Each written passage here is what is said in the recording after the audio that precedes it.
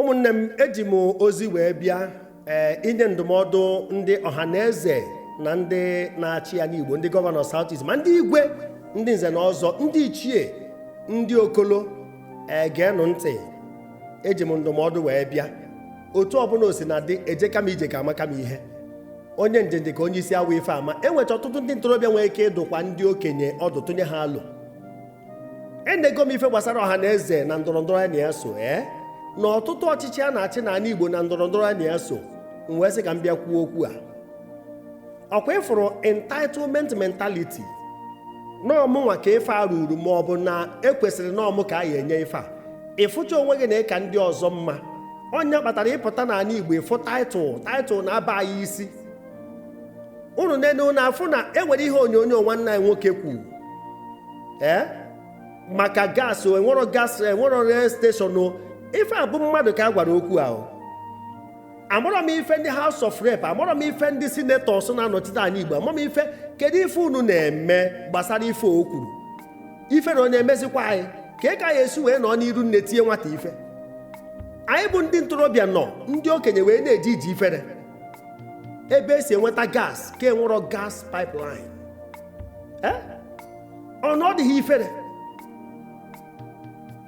so ife anyị ada asụ ebe a bụ taịtụl. Onye ọbụla itinye ọrụ taịtụl, onye gbaa fọm eji azọ elekshọn ọ dara ana mbọsị ya nwa kpọọ ya fiti ihe honorable, ị mara gị na ya na-abịa enwe nsogbu ịnapụ ya mkpụrụ obi ya. Ọ bụrụ na ụkọchukwu ma ọ bụ pastọ nke ọbụla itinye ha reverend, doctor, most reverend, that title dị mkpa. Ọ bụrụ dị the result of our work, all title. Otu a ka ọ dị politician ịpụta n'obodo asị gị GCFR, asị gị nke asị gị OON, asị gị CON, si ife a na-ebu anyị isi nothing more.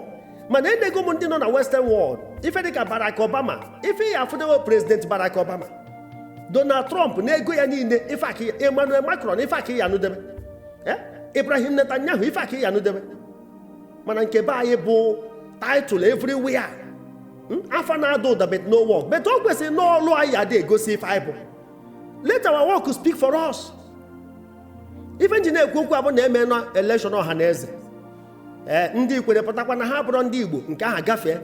Abịakwa mewe ndọrọndọrọ asị ejikwa main position nsi na osukwa. Ọfịọkwa ife aka nji wee kwu, we are blessed as individuals, not as a people. Chukwu gọziri anyị mana nsogbu anyị wee bịakọta ọnụ ka ukwu azịza. Ebe a ka nsogbu anyị dị. Anyị abụrụgo ndị Igbo abụrụ nwere ife anyị emenwuzi ya. Alụ ka anyị ada atụ ka eko ya esi wee dị mma, ka eka ya esi wee bụ ife nọchiri ụzọ, ka eke echi ya esi wee kata mma. Anyị abụrụgo ndị Igbo abụrụ, ọ bụrụ anyị nwa mere onwe anyị. Mana abịa na omume, we can amend it. Ọ Chukwu mere anyị ndị Igbo. Ife eji ama onye nkụzi bụ ime onye bụ itibọdịbọ ọ mara akwụkwọ. Ọ bụrụ ime onye maba akwụkwọ ọka na-agbakwa ife ọ na-agba. Ọ mgbe i mere itibọdịbọ extramural lessons, headache ọ ya akọsọ gị, ọ ife a ka eji ama a good teacher. Ọ bụrụ outstanding student. Kedu ife na-akọwa ụmụnne m? I dị blessed individually, mana I adịbọ blessed as a people. Maka our unity ya eweta progress. Our love, our harmony, ife ndị a egosi na ya adịgo blessed as a people. Anyị dị ka di na nwunye na-ese okwu n'ụlọ, mana ha na-amado ụwa jọji n'iro. Ha jebe occasion, ha kwa uniform, mana enwero peace at home. Ana m akpọ ya uniformity without unity. Otu a ka ọnọdụ anyị dị. Ọhaneze unu gee ntị. Enwere ọhaneze elders, enwere ọhaneze youth. Achọrọ m ịjụ unu ajụjụ. Ọ bụrụ na unu na-emete ya na unu ajọ politicize, ekwesịrị inwe IPOB, ekwesịrị inwe Mazọl, ekwesịrị inwe Igbo ezuo, ekwesịrị inwe Igbo bụ ofu, na ọtụtụ afa ndị ọzọ eji achọ ka e wee unite Igbo, maka anyị gbara ka ụkpaka, anyị gbara ka kịtịkpa, okwebọrọ nchịkọta. Ife nji wee na-eti mkpu maka asị na ahụrụ karịa ike abụọ ya abụọ. Ife nji eti na-akpa akpọ ka anyị mara ebe anyị esi na-esokọnata nke ọnụ ka o ghee nri, maka ofu nkwa adịghị eghe nri. Anyị enwere ike ijikọ aka ọnụ hold those secret like our rivals? Akwụrụfụrụ ndị ugwu ka ndị a si edebe their secret, ka ndị ọkacha ha nwa, ka ha si eneghara anya mmehie, ka ha si eneghara anya amara eme na mistakes nwanne ha mee, wee debe their secret. Ọkwa na-ekwubu na Buhari na enwere ife dịka Buhari na Buhari anwụọna, ha gba nkịtị jidesie ọchịchị ma ịchịcha ọchịchị ahụ n'odo ya ike. Kemgbe ahụ eji wee sị na onye Buhari arịtuona wee ruo tata ịfụnụ ya anya. Ọ bụrụ na onye gobiri egobi ọkwa ọ na-ana ịfụ n'ebe ọ bịara okeshọn anọkwa asị gị na ejekwara na Daura ka eje neta emeni ya ugboro na abụ ka ofu ugboro. ọ bụrụ na eziokwu na ọnọrọzi ife ọnụ omume nke mmegharị anya ha nodo ya ike enwere onye pụtara osi ka ọ gbapụ ụmụnne ya afọ ma ọ ka ọ na-bribe o nwere ife ekwu maka ya ruo taa.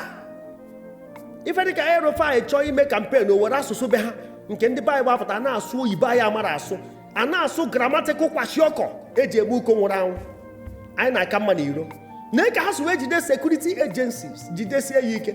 Ama m nọ ndị Britain ya gwa ya na ha jide ha n'ebe a ife ndị ọzọ wee ofe nkuku ha kpachie ya were ọchịchị nye ndị ofe mmanụ ka jidesikwa ya ike mbụ sekuriti maka eche na ọha rituo nwanne anyị nwoke nke apụta mana agbụsị na-agba anyị bụ n'akwa anyị ka ọ dị. Ha ji aviation, ha ji all the important sectors dị n'obodo a tinyezie ndị na-anọchite anya anyị ha baịkwazie n'ohu. Ọtụtụ ndị na-anọchite anya ndị Igbo bụcha akpa awụpụrụ akị eme nwanne anyị nwoke Ministry of Works o jide ụnụ ụmụnne ya na-akụtusi etiri na Ministry of ikutusi ụnụ ụmụnne ya kutuo ma coastal lane na Lagos onye Igbo nwe ya wee ruo taa nwoke kwuru okwu ụbọchị asị na onwebere ife agwara ya tupu akụ ọfụta ka a kọrọ akụo o nwere ọzọ ife ekwubi. Unu afụ nke chịbụ Rivers State emekwa ya FCT minista o jide ụnụ ụmụnne ya na-akụtusi ebe a ka a na-eti isi ndị metụtara anyị ndị na-anọchite anya anyị. Onye nke a sị na ọ bụrụ onye Igbo ka o wee nweta federal post.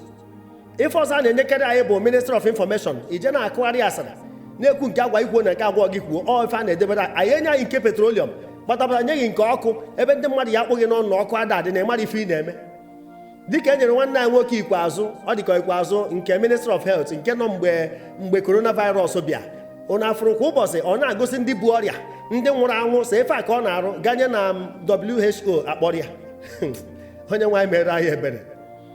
Kedu ebe ifuru gọvanọ ndị ugwu kpọtagoro ndị amị obodo a abịa na-agbagbusi ndị Boko Haram gwagodo m kedu ebe ifugoro ya? Mana nke ndị Baịbụl na ndị gọvanọ na-akpọta ndị amị ndị ugwu atụ onye iro ndogote ọnwụ abịa ha jide ụmụazị na-asụ akwụ ejide mba anọ ọkwa total masculation ka e mere ebe a.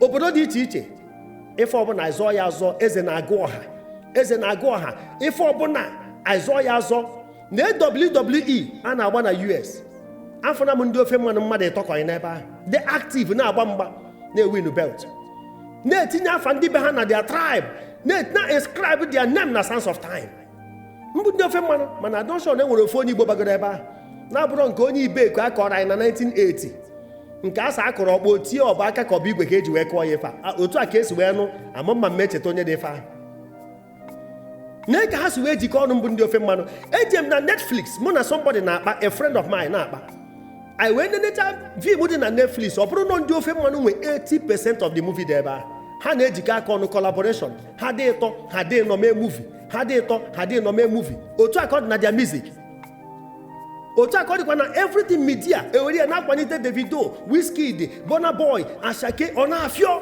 ha na-akwalite onwe ha with the social media handles and the channels nke be anyị bụ social media pull down ịkọ ọnụ ikwutọ nwanne gị ọsọ ife aka anyị na-arụ no collaboration ọ na-enye anyị nsogbu ruo tata do ama m na ndị yutu anyị adị submissive ha memenwu ka ndị Yoruba na ndị ugwu oh yes ha memenwu ya ha medewenwu isi na anyị na-akwụ ọtọ ekene eze ọkwụ ọtọ ekene eze one of ndị obodo ya na-ede resọtụ taa eze na-agụ ọha mgbe nwanne ya nwoke Mr. Peter Obi pụtara ịzọ ọchịchị ọkwụrụ ma ndị Igbo ne mmadụ nepụta nsị na osukwa ụdị fame na 99 between ndị nwe obodo na-ekwu eme nsị na osukwa na freedom fighting group ewepụta agbana ka ụkpaka so many groups onye ọ na nweziri nke ya anyị amụzi finarịa ejidekwa family nke ha ntisa ejide legal team ntisa ọ na-afịọ ndị anyị na ha na-eme ka ife amarụgo na anyị bụ ndị ndọrọ ndọrọ n'ime onwe anyị eweta atụhapụrụ anyị na-agha onwe anyị eze ka ebe nkịta na-azọ nri ha amarụgo awa nature.